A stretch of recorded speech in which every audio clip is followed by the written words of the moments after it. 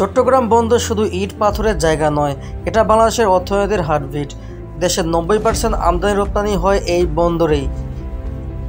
তাই এই বন্দর যখন আমরা বিদেশিদের হাতে তুলে দিচ্ছি, তা আর ব্যবসা বাণিজ্যের বিষয় নয়, এটা আমাদের জাতীয় নিরাপত্তা ও সার্বভৌমত্ব ভবিষ্যতের নিয়ন্ত্রণের ব্যাপার। জাতীয় স্বার্থ হারানো মানে যে বিদেশি কোম্পানির কাছে তারা শুধু টাকা আয় করার জন্য নয়, অনেক সময় নিজেদের দেশের রাজনৈতিক স্বার্থে কাজ করে। একবারই এক বন্দর নিয়ন্ত্রণ হাতছাড়া হয়ে গেলে যুদ্ধ কিংবা সংকটের সময় আমরা নিজেদের দেশের জন্য সিদ্ধান্ত নিতে পারবো না। তারা সিদ্ধান্ত নেবে নিজেদের দেশের স্বার্থে, আমাদের জন্য নয়। তথ্য ও নিরাপত্তার হুমকি। এই বন্দর দিয়ে আসা যাওয়া সব তথ্য, কারবার, সরবরাহের গোপন তথ্য তারা হাতের মুঠোয় পেয়ে যাবে।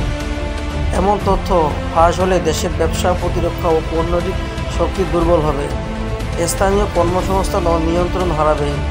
বিদেশিরা নিজেদের লোক আনবে, প্রযুক্তি নিয়ে আসবে। আমাদের শ্রমিক, প্রযুক্তিবিদ, ব্যবসায়ী সব ছিটকে যাবে। দেশীয় প্রতিষ্ঠানগুলো ধ্বংস হবে, আর দেশের অর্থনীতি বিদেশিদের পকেটে চলে যাবে। লাভের ভাগ বিদেশি, ক্ষতির ভাগ দেশের। বিদেশিরা মোটা টাকা আয় করবে, আমরা পাবো সামান্য কিছু। দেশের সম্পদ বিদেশের ব্যাংকে জমা হবে, দেশের মানুষের ভাগ্য আরও খারাপ হবে। আমাদের বন্দরের উপর হাত দিলে আমাদের ভবিষ্যৎও হাতছাড়া হবে। উন্নয়ন যদি অন্যের হাতে, দেশের দরজা খুলে দেওয়া, নিজের হাতে নিয়ন্ত্রণ ছাড়িয়ে দেওয়া, তাহলে সেটা উন্নয়ন নয়, আমাদের আত্মসমর্পণ। দেশের মাটির প্রতি ভালোবাসা আছে, অর্থনৈতিক স্বাধীনতা চাই, সার্বভৌমত্ব রক্ষা করতে চাই, তাহলে এই নিয়ন্ত্রণ দেশের হাতে রাখতে হবে, অন্য কারো হাতে নয়।